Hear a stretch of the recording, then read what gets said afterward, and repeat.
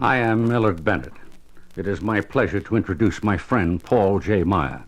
You know the title of his presentation, How to Prospect Your Way to Millions. However, what you may not know is how his powerful, pragmatic sales philosophy came into being. As a number of other outstanding innovators in the complex world of business, Paul J. Meyer was not born wealthy, but he had one great asset, a clear, incisive mind. This, plus boundless energy, curiosity, and ambition, enabled him to amass more wealth within a span of but 10 years than 10 average men earn in a lifetime. He launched his remarkable career in salesmanship before he reached the age of 20, and only 7 years later his personal fortune exceeded $1 million and has grown steadily since then. Now, what manner of young man is this who moves so dynamically from obscurity to nationwide prominence and outstanding success in this short time? Because I have known him intimately for most of these years, I can answer this question. Paul J. Meyer is a quiet man, soft-spoken, modest in both dress and manner. Yet he is a zealot, a crusader, a man on fire with the enthusiasm of a deep and fervent conviction. He believes that salesmanship is the finest and most rewarding career to which any man can aspire. He believes that every man, through courage and the force of his own personality, can achieve whatever goal he sets for himself. He also believes that scientific sales prospecting is the lifeblood, the fiber, and the essence of successful selling. Fortunately, among his other attributes, Paul possesses the unique ability to distill, assess, and judge his own wide experience in diverse fields of selling. This knowledge, accumulated over the years, he now brings to you on this recording. Listen to him. You will find his counsel invaluable, regardless of your age, sex, or occupation. Yes, listen to this one man in a million as he explains how to prospect your way to millions. What is prospecting? This is Paul J. Meyer. I've been asked many times to define prospecting. The only practical answer I've discovered is to relate the question to my own experience. When I began my career as a salesman, I took stock of myself, added up the assets and liabilities. At that point, as a very young man, I was appalled at the extent of the liabilities. Apparently, I lacked every attribute of a top salesman. I had no sales experience, no extensive education, no voice training, and certainly no captivating personality. These were the liabilities. As far as the assets were concerned, I could find only one. That was a determination so strong it amounted to almost an obsession, a burning, overwhelming desire to become a master salesman. Even at that early age, I considered this quality an asset for the simple reason that I had never heard of anyone achieving success who didn't want to achieve it. However, I recognized the need for action to transform my desire into reality. The initial step was to study and analyze all the successful salesmen I could possibly meet and know. From here, I began to map my own plan. I concentrated on improving my voice and personality, method of presentation, answering objections, making appointments, and closing sales. It was then that I realized what was missing. My improved talents didn't mean a thing unless there were enough prospects on which to apply them. Or in other words, without people to see, I could no more sell than a surgeon could operate without a patient. I went back to all the professional and successful salesmen I knew and asked one question of them all. After you set your goal to succeed in selling, what is the single most important quality you can develop? They all gave the same answer: prospecting, seeing enough of the right people at the right time. Actually, it makes very little difference what you're selling. Insurance, mutual funds, stocks, bonds, appliances, automobiles, landscaping, real estate, or any other product or service. Your eventual success will be determined entirely on your ability to prospect. The larger your selection of prospects, and the more you know about these prospects, the more qualified buyers you will develop, and the higher your closing average will be. This, then, I can tell you after 15 years of extensive experience. I would rather be a master prospector than a master of speech and have no one to tell my story to. The hub and the spokes. In many ways, prospecting can be likened to the hub of a wheel. Each spoke in the wheel reaches the hub at a different point. So it is with prospecting. There are several different ways to arrive at the center of success. Generally speaking, these various methods can be classed under approximately 6 different headings. First, the cold canvas. This is probably the most unpopular plan that any salesman makes use of. Calling on strangers all day long isn't a very productive way to spend your time. However, I've known some men to use it very effectively. Second, the observation method. Some salesmen are of the opinion that this is the best plan of all. I'll explain it in detail later on. Right now, it is sufficient to say that observation, to an alert salesman, is infinitely more than just seeing. He keeps his eyes and ears open for every opportunity to meet new people in new situations. Third, the endless chain referral system. This plan very nearly approaches the ideal method of prospecting. As the name implies, it is a system in which the salesman sets up an endless chain and strives to keep it going indefinitely. When he makes a sale, he gets the names of several prospects from his new customer, then the names of other prospects from consecutive customers. We'll explore this principle further in a subsequent band. Fourth, old customers. One of your best sources of business is from old customers. In many cases, they are friendly, cooperative, and eager to help you. Oddly enough, many salesmen have a bad habit of neglecting old customers. Then one day, to their sorrow, they discover that the old customer has become a prospect for someone else. Fifth, nests. A very productive way of developing new business is to work from one prospect to another in the same office or plant. Thus, you create a nest of prospects in one location or in one business or profession. There are numerous advantages to this method, which I'll explain when we take it up in detail. Sixth, center of influence. This is the system of prospecting to which I attribute the majority of my own success. The center of influence plan is based on this simple premise. The easiest way to see a person effectively is to be sent to him by someone he respects. When you develop an association with this kind of person, you have created a powerful center of influence from which you can obtain countless good prospects. It is phenomenal how many sales can often be traced back to the recommendation and influence of one powerful customer.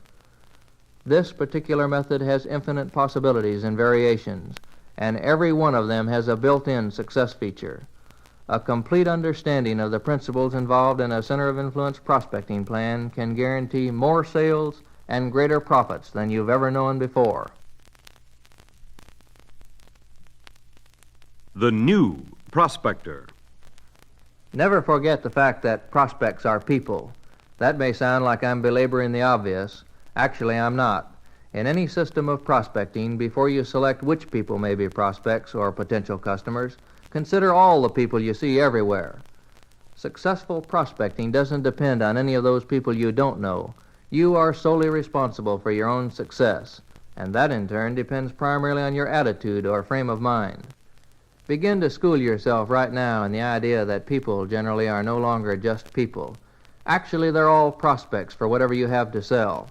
With this attitude firmly implanted, you'll be amazed at how different everyone appears to be.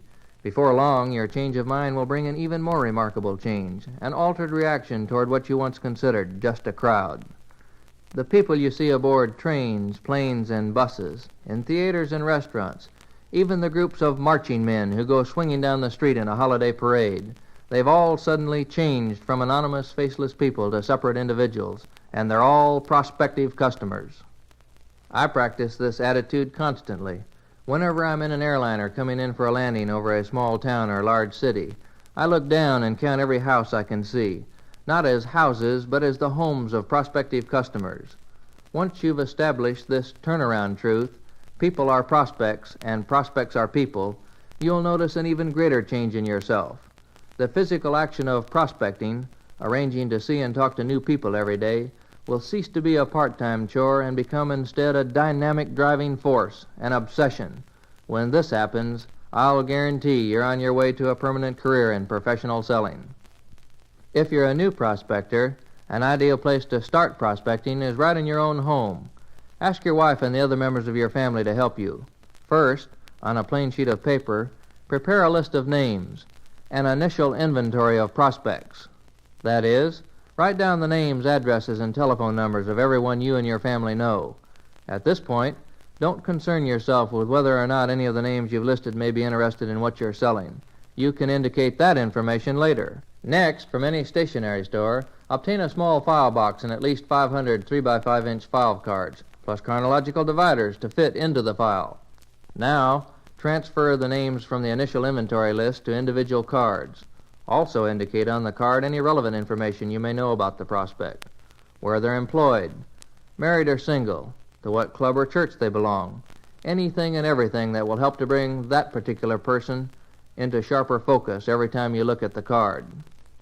You're now ready to start prospecting in earnest, to arrange appointments by telephone, to make each appointment the opportunity for a sales presentation, and to close successive sales. You can do it because you've established a well-ordered system of prospecting. The Endless Chain Referral System. By this time, if you've combined theory with productive action, your prospect file should be in fairly good shape. Some of the names may not have produced the results you originally anticipated, but they're worth keeping for future calls and reference.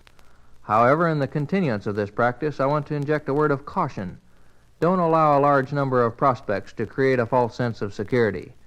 It is at the conclusion of a successful sale that you forge the first link of an endless chain referral system. All that's necessary is to ask your customers to give you the names of several people they know personally, people who might be interested in the product or service you're selling. At this point, these names are only suspects. Later on, we'll explain how to convert them into genuine prospects. Don't forget to note your old customers' names on the new prospects card, so you'll be constantly aware of the source of each referred name. Of course, you'll repeat the same procedure over and over again, asking every customer for the names of several new prospects.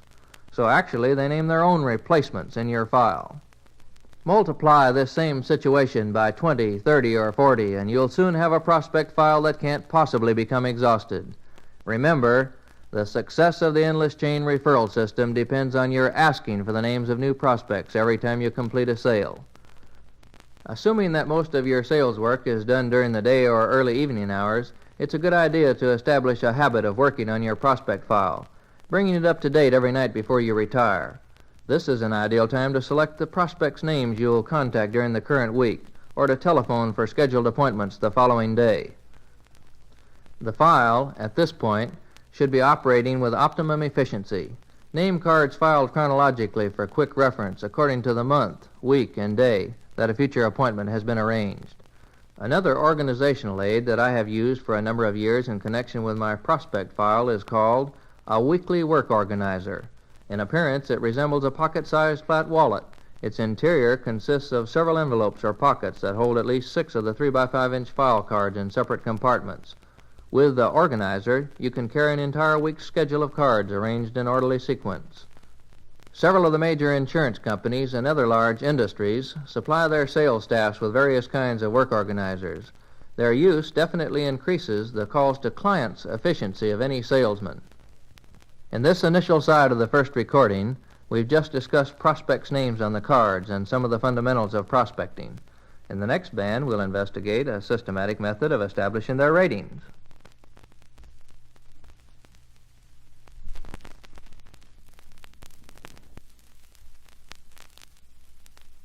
Rates and ratios.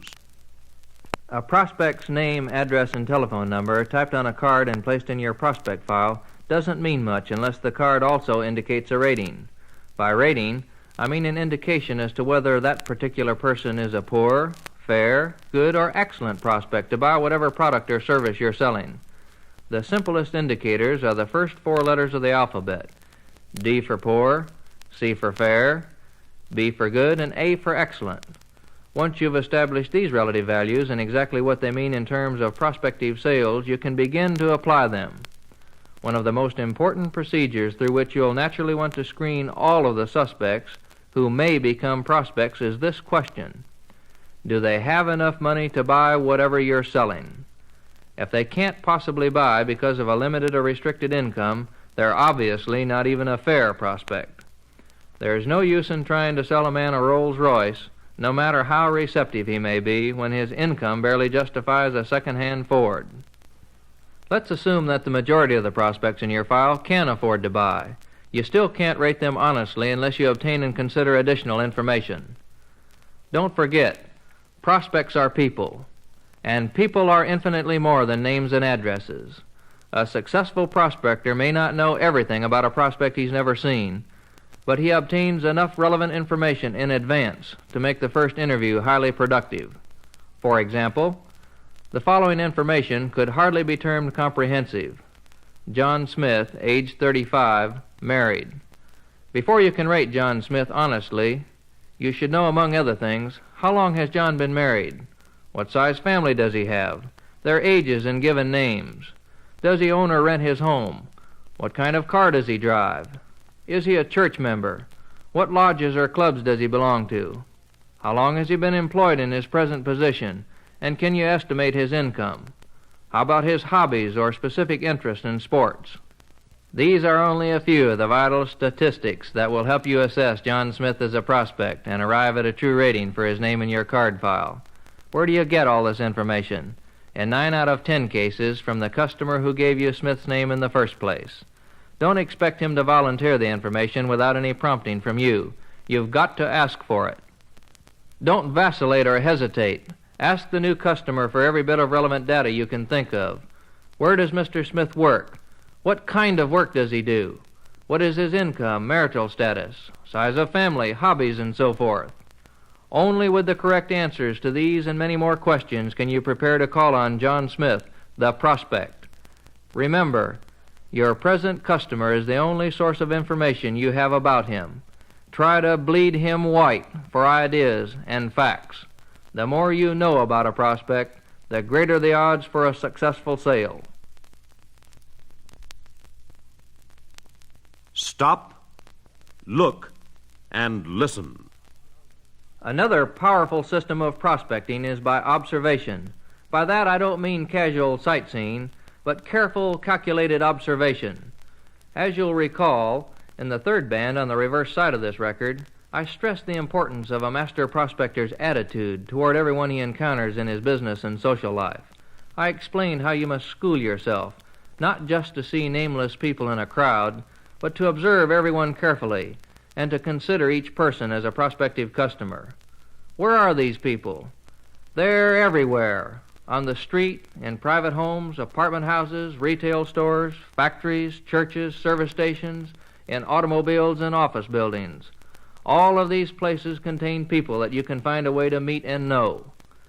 Once you've altered your frame of mind, trained yourself to mark the difference between just looking and careful observation, your technique as a prospector will slip into high gear. I know, because in my own experience it has been one of the most successful practices I've ever used. There are dozens of ways to prospect profitably with observation, and they all work equally well whether you live in a small town or a big city. For example, the next time you walk down the street, pay particular attention to any new construction that's underway. New commercial buildings or new homes mean new people moving into that specific part of town. Each one of these people could become a prospective buyer of the product or service you're selling. All you have to do is meet and know them, and that isn't as difficult as it sounds. When I was selling insurance a few years ago, I bought one of the new instant developing cameras and put it to work in observation prospecting. Whenever I saw a new building going up, I'd stop and take a picture of it, then present the finished print to the foreman of the construction crew. Invariably, he would be pleased with the unexpected courtesy, and his gratitude gave me an opportunity to obtain detailed information about the owners of the project. Then, I'd take another picture which I would present to the owner personally later in the day. This plan never failed to gain several new insurance prospects. On other occasions, I used the same instant picture method to introduce myself to families who had recently moved into some particular residential section of the city. A picture of their youngsters playing in the yard or an action shot of a favorite pet many times provided the necessary informal introduction. I observed, I acted, and I accomplished my purpose. I met and knew someone I'd never known before, someone who could be a prospective customer. The most important fact to remember is this: be alert, observe, analyze, and then act. The principal reason good prospectors are superior salesmen is because they've sharpened their wits to the point where they deal in realities at all times and all places. They've matured their judgment for possibilities to the point where they can observe valid prospects that other salesmen will never see. He that cannot ask cannot live. Unquestionably, the referral system, or the referred lead, is one of the most successful prospecting methods ever developed. It's the simplest and most efficient way in the world to find new prospects. In brief, this is the way it's practiced. Every time you close a sale, you ask your customer for referrals, the names of several personal friends he can recommend as prospects. With the referral system, you never call on a complete stranger. Every new prospect is a personal friend of one of your old customers. Considering the unusual sales success I've enjoyed for a number of years using the referral system, I'm continually surprised to discover that all salesmen don't use it.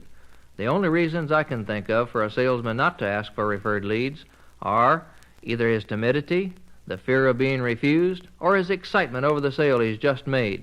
In either case, he's making a serious mistake. He fails to realize that most of his customers want to help him. They're pleased and flattered when he asks for their assistance. It's inevitably true that if a particular product or service has pleased a customer, he'll want to share the same benefits with his friends.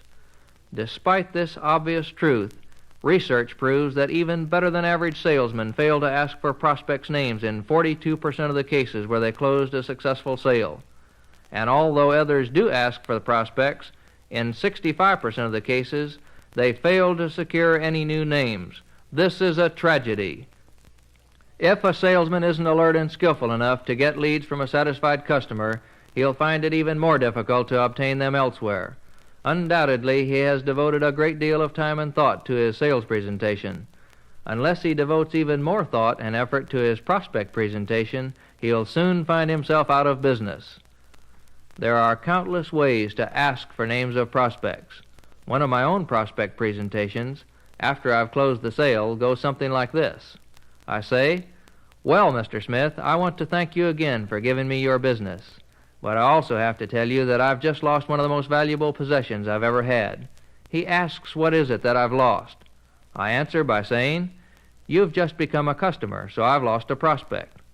Then I continue to develop the same line of thought by explaining, "You see, it's impossible for me to know everyone who might like to be a customer of mine. And whenever I lose a prospect, as I've just lost you, the only way I can replace him is with your help." If he doesn't respond to these statements or finds it difficult to think of any specific names, I prompt him with a series of leading or stimulator questions. I ask, "How about other members of your family, or the people with whom you do business, your lawyer, doctor? Maybe there's someone you work with right here in the same office." Sometimes a customer will fail to respond, not because he can't think of any names, but because he's unconsciously rating them in his own mind and has decided they're not worth mentioning. Encourage him to give you all the names he can think of. Then you'll rate them together. If you close a sale with a prospect who is a referred lead and fail to get additional names, the trouble may be your appearance, your method of approach, your presentation, or your failure to establish a friendly relationship. He may even tell you he doesn't think they would be interested. You can easily meet this objection by saying, "You weren't interested either the first time I called on you." Stimulator questions or similar inquiries will trigger his memory, and he'll begin to suggest the names of prospects. Write them all down and then guarantee immediate action by asking, "Whom would you suggest I see first?" This kind of prospect presentation has proved to be almost 100% effective for me. Alter it in any way you choose to fit your own individual personality, but use it and keep prospecting. The Big Triangle. We've been discussing the various ways of how to prospect. Now let's consider the prospects themselves and how they can be classified. Although specific cases may indicate slight modification, good prospects can generally be divided into 3 distinct groups or sides. It's like a big triangle, and each side is equally important. When a prospector neglects any one of the 3 sides, he's only cheating himself. Side number 1, new prospects. So far, in the different bands which make up this recording, we've concerned ourselves more with the new prospects than any other kind. There's no denying their importance. They are a prime consideration. Unless a salesman consistently adds to his prospect list, he's heading for oblivion. He can, of course, live for a while with just old friends and old customers, but sooner or later he must find an active source for new business. Side number 2, past customers. The majority of the people who form this side of the triangle didn't choose that classification for themselves. They were forced into the past tense by a salesman's neglect. Many of them are simply waiting for you to extend an invitation to become active again. And don't forget, you may find it just as profitable to revive an inactive customer as it is to discover a new one. Side number 3 of the big triangle consists of your present customers or clients. If it seems odd to class your present customers or clients as prospects, think about it for a moment. If you can persuade the customer who's buying from you now to buy more, he's just as valuable as a new customer. Make it a point of serving every customer twice as well, and you can double his value. These, then, are the 3 sides or groups in which your prospects can be classed, and it is upon them individually and collectively that your success as a salesman increases or decreases. Take care of the triangle. It's your geometric pattern for success, especially side number 1, the new prospects. Here are some additional reminders to increase the strength of that side. Investigate these contacts. All of the people you knew in a former job you held.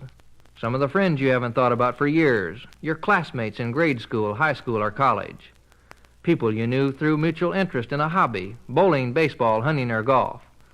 The people with whom you're associated in charity drives or civic organizations. The people who serve your home or apartment with public utilities. The man who reads the gas meter or the workman who repairs furniture. Your neighborhood service station is staffed with several people you probably know very well.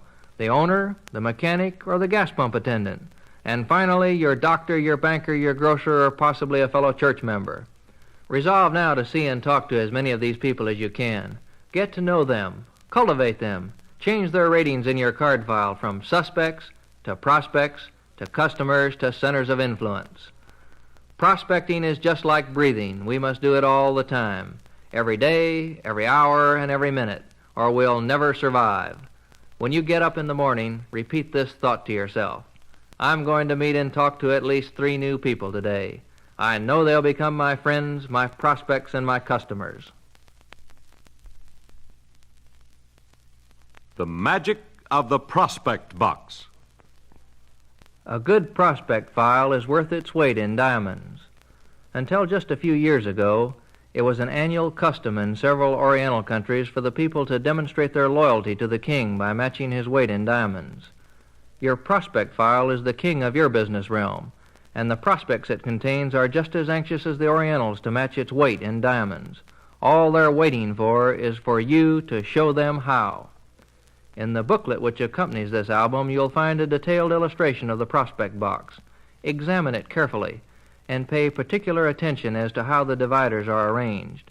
You'll notice that under the principal month divider, in the illustration it's September, there are subdividers lettered Best Prospects, Day Calls, and Referred Leads.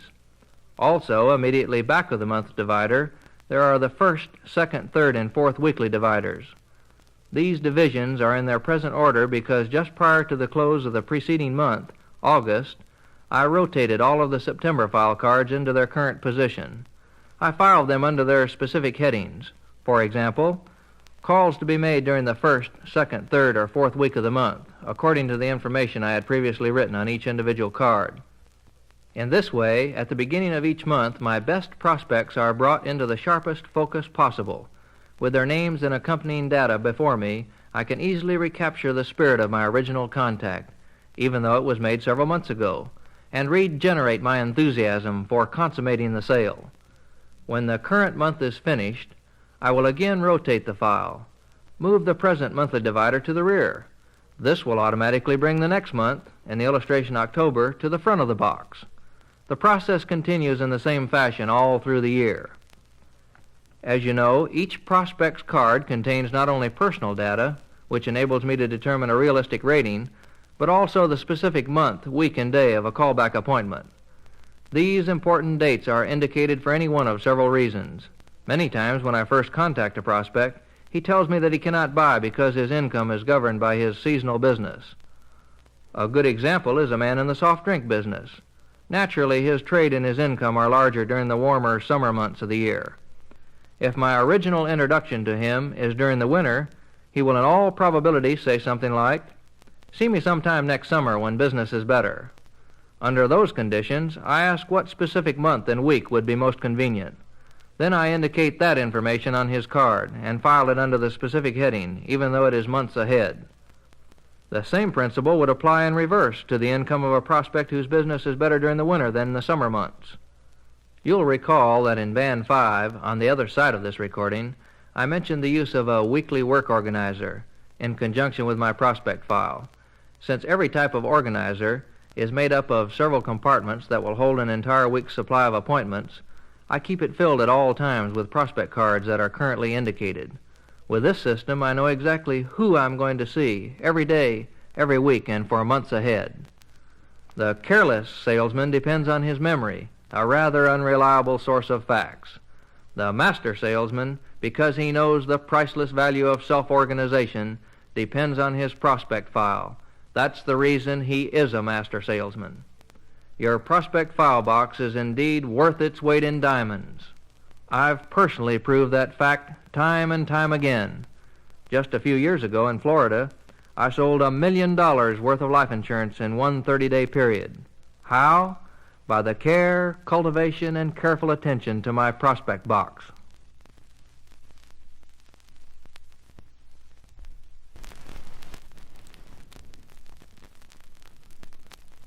Centers of influence. Keep thirsty for sales. That's the advice of one of the country's top sales experts. Another authority on salesmanship paraphrases the same suggestion by saying, "Keep thirsty for customers." Both of these men are right. Their advice is excellent. Every successful salesman must necessarily maintain a constant desire or thirst for customers and sales. However, in my opinion, another expert on human motivation, a Chinese philosopher named Confucius, gave even better advice when he said, "Dig the well before you thirst." I don't know how many salesmen were prospecting in the year 450 BC when Confucius made that statement, but if they followed his advice, I'm sure they were successful. Dig the well before you thirst, or in other words, locate prospects in advance before you need them. This is the heart, the fiber, the very essence of successful prospecting. Dig a well or create a source from which the names of good prospects will flow constantly and in a never-ending stream. How? Through the creation and maintenance of several centers of influence. The center of influence system, as I told you in a previous band on the first record, is the most efficient and effective method of prospecting I've ever used. There's nothing mysterious about it. In brief, a center of influence is a satisfied customer whose interest in you and your product or service has been developed to a point where he wants to help you make additional sales. Essentially, it's an application of the referral or referred lead system. There is, however, a very distinct and important difference. In order to be effective, a center of influence must necessarily be a person whose opinion is respected by all of the prospects to whom he refers you. In every city, town, or community throughout the country, there are a number of people whose strength of character and other qualities of leadership make them outstanding. These are the kind of people who will prove to be your most valuable centers of influence. By that, I do not mean that all effective centers of influence must necessarily be the wealthiest men in town. But regardless of their personal financial position, they have earned the respect of everyone they know. Consequently, when you obtain an introduction or referral from them to one of their friends, you carry with you an invaluable asset, influence. The prospect is interested because he respects the opinion of the man who sent you. How do you create centers of influence? By asking a satisfied customer to help you find prospects. Ask for referred leads, not just once, but repeatedly. If you've impressed him with your sincerity and enthusiasm, he'll want to help you. Give him this opportunity, and you'll soon know through the response of the prospects he names whether you've created a genuine center of influence. Well-developed centers of influence have been the basis of my own career in successful selling. When I first started selling life insurance in Miami, Florida, I possessed only one legitimate prospect, a real estate agent. Within a few days, he became a customer. I sold him a life insurance policy with a premium of $1,100. But infinitely more important than the sale was my success in winning his friendship and help. As a result, he furnished me with the names of 20 prospects among his real estate customers. They were the names of 20 people he knew intimately, not only from the business standpoint, but from social contacts as well. And the majority of them, among other necessary qualities, possessed the most important qualification of a Class A prospect. I had been sent to see them by their friend the real estate agent, for whom they had great respect. Subsequently, most of these prospects became customers of mine. Begin now to create your own centers of influence. Don't wait until you've run out of prospects before you begin to search for new ones. Remember what Confucius said, dig the well before you thirst. The other fellow's shoes. If your prospect batting average is something less than 1,000, I'm sure you'll be interested in empathy. It's one of the most valuable qualities a master prospector can cultivate and use. The dictionary defines empathy as the imaginative projection of one's own consciousness into another being. This has no relation to metaphysics or auto-hypnosis. It's merely the projection of your own imagination. In simpler terms, empathy is the cultivated ability to submerge yourself in another point of view, or rather, by projecting your own imagination, to stand in the other fellow's shoes. For example, have you ever sat in the grandstands of a football stadium and helped a fullback make a touchdown? You can readily understand what a tremendous asset this becomes in prospecting. There is a striking difference between the small, self-centered I personality and the warm, expansive you kind of person that everyone likes to meet. The prospector who uses empathy develops an honest concern for others. He's interested in everything they say and do. He is a good listener because by standing in the other fellow's shoes, he realizes the importance of listening. Many prospecting presentations have failed solely because the prospect wasn't given the opportunity to talk, to express himself. One of the most serious errors a prospector can make is to dominate the conversation with a prospective customer. A prospect doesn't become a customer until he begins to enjoy his association with the salesman, and no one enjoys having his opinions or observations ignored. The next time you make a prospect presentation, use some empathy. Put yourself in the other fellow's shoes and see how you rate from his point of view. Do you indicate by your voice and manner that you're genuinely interested in him and what he has to say? Do you continue to display interest when he expresses an opinion you consider unimportant? Do you become bored or impatient when the talk veers away from the subject you introduced? Do you remain quiet and appreciative if he decides to tell a funny story, no matter how old or new it may be? Do you express sympathetic understanding when he relates some personal problem? Do you make a distinct effort to discover how you can be of some service to him? These are just a few of the questions for which you'll find answers from the other fellow's point of view. When you stand in his shoes, you may present a different picture than you formerly had of yourself. If the portrait isn't flattering, if you discover you've been remiss, resolve to change it immediately, to practice empathy with everyone you meet and know. You'll find another bonus reward when you concentrate on being a you man rather than the I variety. Your reputation for taking a sincere interest in the lives and welfare of other people will bring countless new friends and increased sales. Timing and planning. In a western rodeo, a thunderbolt of hair, horn, and muscle, a wild-eyed and angry steer charges across the arena. In his dusty wake comes a racing cowpony topped by a grim-faced puncher. Within seconds, the speed of the pony matches that of the charging steer. Then the cowpuncher slides from his saddle and onto the tossing horns. Before the steer knows what's happened, he lies helpless on his side, bulldogged by a champion. In a crowd-packed football stadium, the home team comes out of a huddle. The quarterback calls signals. The ball is snapped, the backfield moves rapidly. There's a handoff, a fade back, then a long forward pass arches into the air.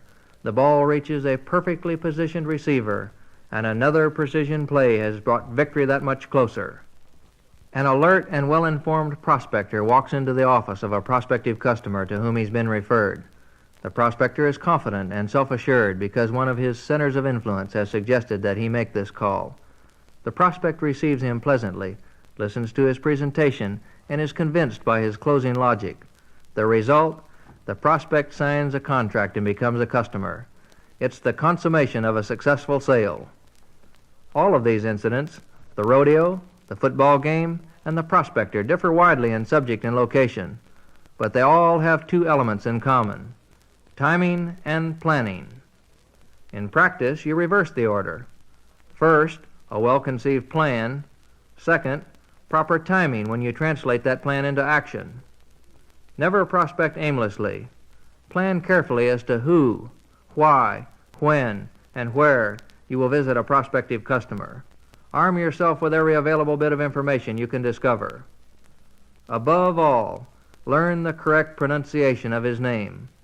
Memorize every fact you can assemble about his family, his friends, his business associates, the church and clubs to which he belongs, his hobbies and special interests. The next step is timing. A few discreet inquiries will generally determine the best time of the day or evening to call on a prospect you've never met before. If that isn't feasible, a telephone call or a short note requesting the interview will avoid any embarrassment over conflicting appointments. This also avoids wasting your valuable time. Timing is equally important within the interview itself. Of course, there's no way for you to know in advance what a prospect's mood will be, but you can judge his disposition as soon as you've introduced yourself. If, by chance, you find him irritable and annoyed because of something that has happened prior to your visit, don't ignore it or push blindly ahead. Develop your intuitive sense of timing and act accordingly. Perhaps, under these conditions, it would be best to postpone your presentation until another day. If something like this occurs, don't get discouraged or consider giving up. You haven't lost a thing. In fact, you've gained. Through timing, you've preserved the goodwill of a prospect who will thank you for your consideration. Plan every call you make, and time every part of your plan. Habits become a hawser. The next time you're in one of our great seaport cities, visit the dock area, the piers where giant merchant ships and ocean liners load and unload cargo. While you're there, pay particular attention to the ship's hawsers, those immense lines that tie the ship's prow and stern to the dock. When you examine a hawser closely, you discover that instead of a single thick strand, it's actually made up of hundreds of thousands of thin nylon cords woven tightly together. Individually, the cords aren't strong at all. You can break one easily with your bare hands. Yet woven together into a hawser, they form a line of fantastic tensile strength. A ship's hawser serves another purpose for anyone with observing eyes. It's a graphic illustration of the power that small things can wield when they're repeated or combined. The many thin lines of a hawser are comparable to habits in a prospector's daily life. Good habits can be developed and woven into a colossal force to guarantee your future, your continued prosperity and health. Bad habits may seem unimportant when they're considered one at a time. Then they can be changed or broken easily, but so can a single nylon cord. Bad habits repeated again and again become as great a force for failure as good habits are for success. We like to say we form them, and we do in the beginning, when each little habit is light and fragile, slender as a nylon cord. But as time goes on, their strength increases by the square root of repetition, and we no longer form the habits. They mold us and hold us with the binding force of a hawser. Good prospecting habits are priceless, a private source of working capital that increases the more you spend it. Check over your habit assets right now. Good attitude habits. Are you enthusiastic about your work? Anxious to meet new people and new situations every day? Good idea habits. Do you like to discover better and more efficient ways of doing your job? Good timing habits. Have you ever timed your productive hours? Do you know how much of each prospecting day is wasted? Good planning habits. Do you plan your daily prospecting schedule with a definite goal in mind? Do you follow a tested plan in every call and interview? Good working habits. Do you work longer hours with greater concentration and spend more time prospecting than your competitors? These are some of the good habits that guarantee success. Practice them every day with special emphasis on good working habits. In a recent interview, one of the nation's top-ranking industrialists, who employs thousands of men, made the following statement about habits and work. He said, "If I had to select a man on the basis of any one characteristic, I would consider good working habits above all else. These qualities, I find, must be an innate part of the man himself. There's nothing we can add or take away." That's the opinion of an experienced employer. The innate man himself is up to you.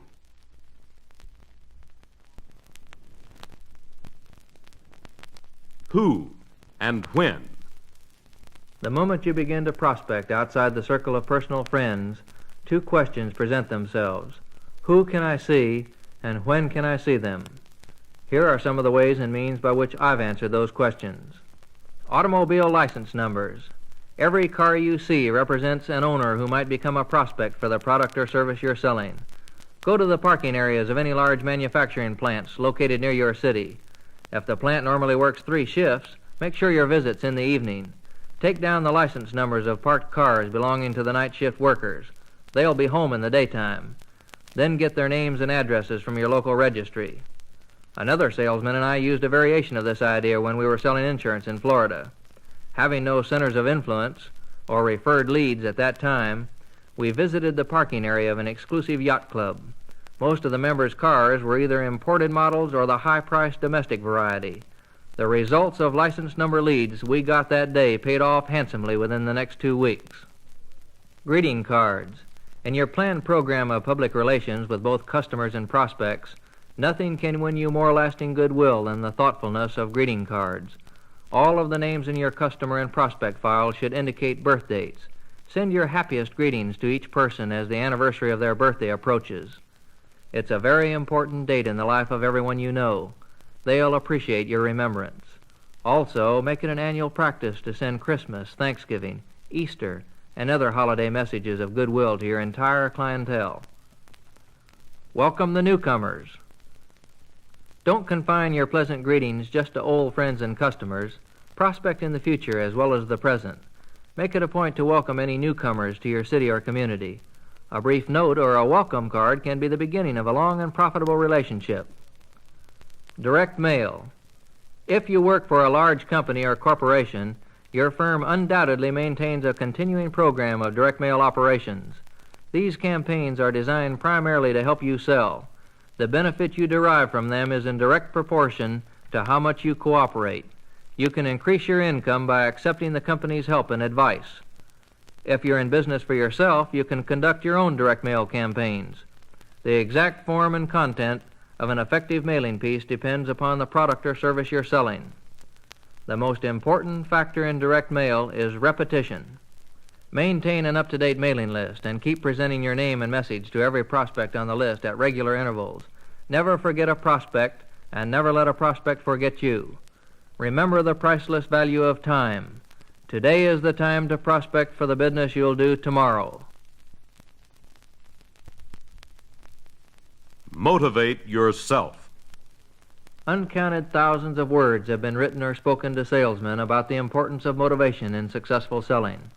In most cases, these words are confined to instructions on how to motivate the prospect or the customer.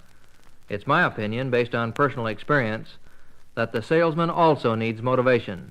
For unless his thoughts, words, and actions carry a sincere conviction and belief in his own ability, he'll never motivate anyone else. Successful prospectors and salesmen have to motivate themselves. Unlike the practice of other skills and professions, a salesman's job is one of his own creation. He alone creates the market, the need, and the desire to buy. The profession of selling is by no means the easiest job in the world. Government records prove that. A recent survey by the Department of Labor uncovered these facts. Of the nation's employed population, 84% can work on a project successfully provided it has been well planned and the workers are under constant supervision. 14% are able to carry out a plan successfully without supervision. Only 2% can create a planned project and bring it to a successful conclusion without direction or assistance. A salesman's profession lies within that exclusive and self-motivating 2%. Small wonder, then, that a modern, self-reliant salesman is proud of the work he's in, or that he strives constantly to improve his ability and inner motivation. I believe that my own successful career in sales is due primarily to some self-motivation habits I developed early in life. Actually, there are a series of checkpoints to keep myself in line. They can do the same thing for you. Try them. First, enthusiasm. Nothing worthwhile has ever been accomplished without enthusiasm. And don't forget, Organized activity and maintained enthusiasm go hand in hand. Second, sincerity. Sincerity engenders confidence, and confidence is the basis of every sale you make. Third, courtesy. A courteous person receives courtesy in return. Every contact is a pleasant one. Fourth, initiative. Initiative is a salesman's greatest asset. With it, he controls his own destiny. Fifth, persistence. Persistence is the power that never gives up. It is one of the key personality traits of all professional salesmen. Sixth, action. This is the most important motivation point of all. Only action can translate ideas, plans, and desires into reality. Action begins with your prospect file, keeping it up to date with a valid rating indicator opposite every name on every card. Check yourself out on all these motivation points. Try it every morning for a week, just before you go to work. Notice how your prospecting record improves. Successful prospecting doesn't require any special kind of genius, but it does require confidence and perseverance. Theodore Roosevelt summed up the whole thing more than 40 years ago when he said, "There are two kinds of success. One kind where a man has extraordinary ability and can do what other men cannot do. That kind of success is rare because there are few such men. The other kind of success is where the man has ordinary talent and ordinary ability, but he goes ahead and does what others could do but don't do." Herringbones and nests. The continued practice of any art or profession will invariably produce skill, provided the methods of practice are correct. Incorrect practice only serves to produce skillful errors. The same principle can be applied to prospecting. Aimless, hit-or-miss, unplanned methods, no matter how often they're used, generally produce failure. This is particularly true when a prospector finds himself in a new location and decides that a herringbone canvas might be successful. In the event you're unfamiliar with the vernacular use of herringbone, I'll explain its application to prospecting. Most towns and cities are laid out in a pattern of blocks or squares. Any one of the main thoroughfares can be likened to the heavy backbone of a herring. The side streets, all of which connect with the principal avenue at regular intervals, are the little ribs of the herring.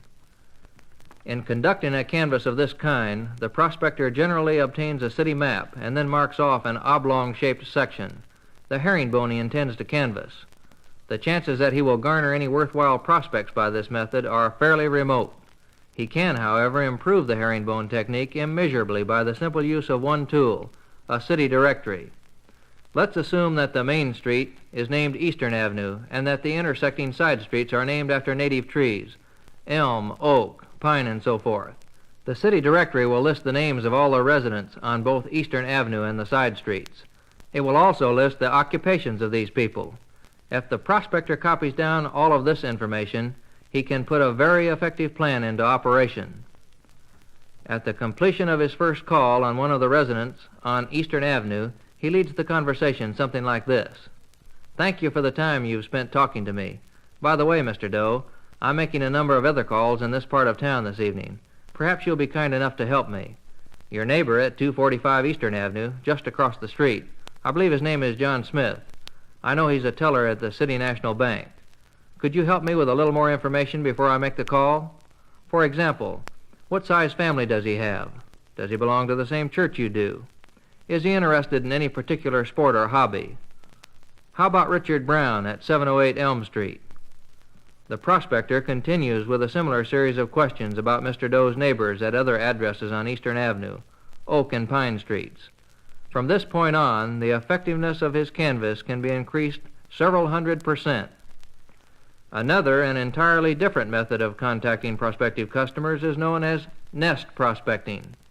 Using this system, a prospector makes a point of cultivating a prominent member of some particular profession, trade, or selected group. Once this is an accomplished fact, he concentrates on selling those people connected with that specialized field. I have known several salesmen who achieved outstanding success with the nest method. I've used it numerous times myself. For example, one physician can introduce you to 15 or 20 other physician prospects you wouldn't know without his help.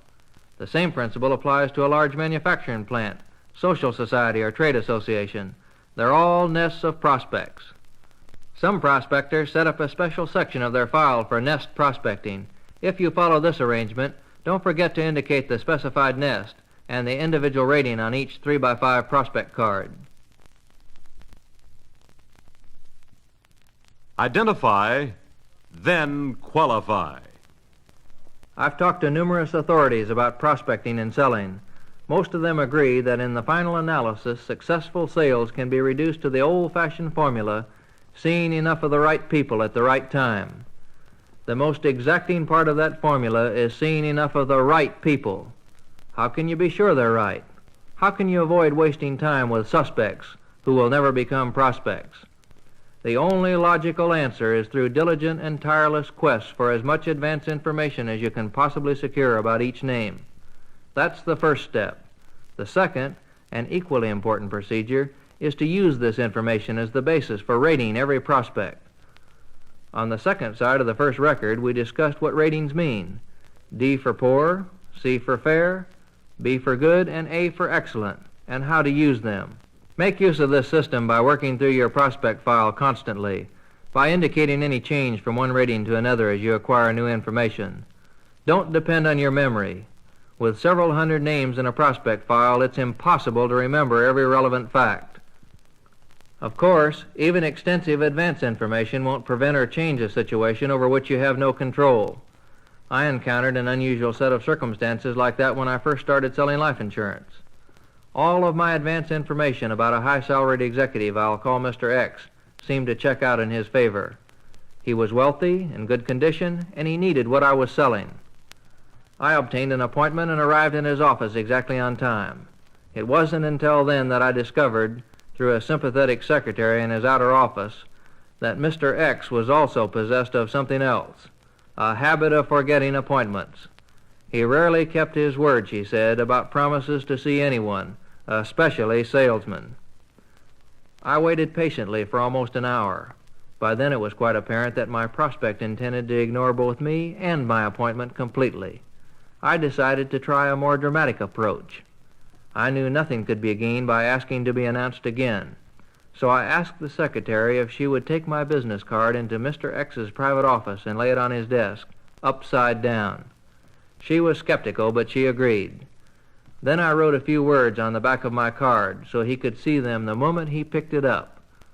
The secretary disappeared with my message. 2 minutes later, Mr. X appeared at the open door of his office and invited me in. He was very apologetic. That got me the interview, and subsequently he became a very good customer. This is what I wrote on the card. I talked to God this morning. Why can't I talk to you? It's true we can't always qualify every prospect, but a master prospector also learns to expect the unexpected. That's the reason he is a master. More and better prospects. You've heard the old adage about being so close to the forest you can't see the trees.